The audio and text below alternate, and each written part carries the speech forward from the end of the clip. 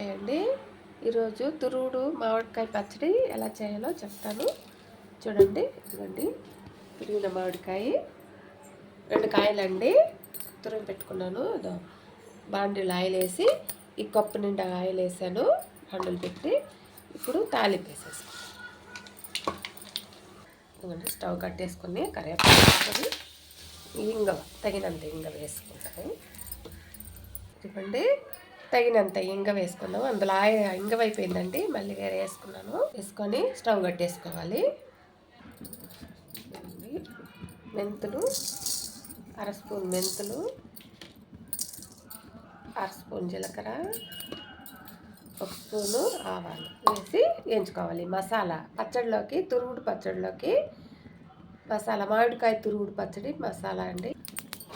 ఏగిపోయి stove కట్టేసుకుందాము. ఇదిగోండి మెంతులు, ఆవాలు, జీలకర్ర మిక్సీకి వేసుకో.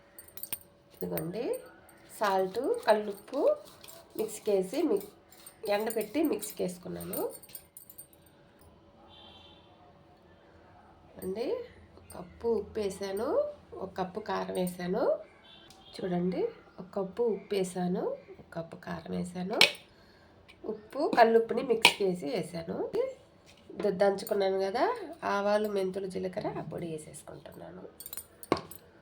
ఇదిగోండి ఇవన్నీ వేసినాక కలిపేసుకోవాలి బాగా.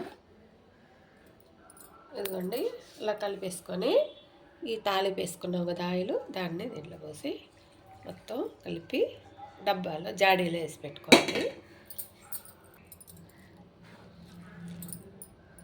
ఇదిగోండి మామిడికాయ తురుముడు పచ్చడి. చూడండి నా పచ్చడి నచ్చితే లైక్ కొట్టండి, షేర్ చేయండి, సబ్స్క్రైబ్ చేయండి. నమస్తే అండి.